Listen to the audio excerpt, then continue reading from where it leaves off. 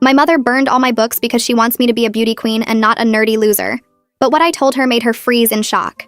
When I got a perfect score on my science exam, she said, "No one likes a know-it-all." When I won the spelling bee, she said, "You'd look prettier if you smiled." Every win I had was something she had to twist into shame. I never talked back. I just went to my room, read my books, and dreamed of getting far, far away. She had been a pageant girl her whole life. She still wore her old crowns around the house sometimes, usually after a few glasses of wine. There were pictures all over the walls, her in glittering dresses, holding trophies. I was always in the background of family photos, in jeans, holding a book, never fitting in. When I turned 16, she decided it was time to fix me. "You're going to compete in the Miss Teen County pageant," she said one morning over breakfast.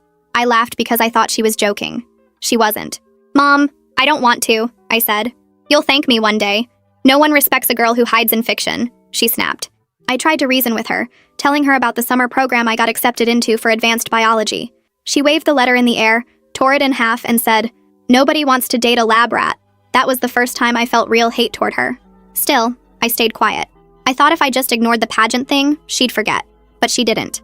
She started buying dresses, makeup, and heels. She signed me up for poise lessons. Every day after school, she'd make me walk around the living room balancing a book on my head. "You need to learn grace," she said. I remember thinking, grace is overrated. Then came the day I got home from school and smelled smoke. I ran into the backyard and froze. There was a pile of ashes in the fire pit, and beside it, the twisted metal edges of what used to be my bookshelf. My mother stood there, holding a lighter, still in her pageant robe. "What did you do?" I screamed. She didn't flinch. "I'm saving you from wasting your life," she said calmly, like it was the most reasonable thing in the world. I ran to the fire, tears already burning my eyes. My copy of Jane Eyre was half melted. My science magazines were ash. The edges of my notes curled in the dirt. She burned everything. Every single book I ever owned. "You'll thank me when you're beautiful," she said. I lunged at her and tried to grab the lighter. She shoved me back so hard I fell. "You're hysterical. You think this world rewards girls who hide in corners? Look at me. I was someone. You could be someone too." I screamed at her that I didn't want to be her, that I'd rather die than live her life. Her face twisted. "You ungrateful brat. Do you know how much I gave up for you?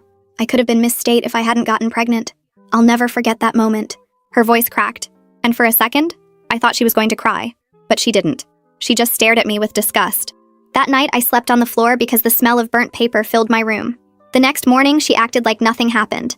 She made pancakes. She hummed. She told me we were going dress shopping after lunch. I didn't speak to her. I went to school and told my teacher what happened.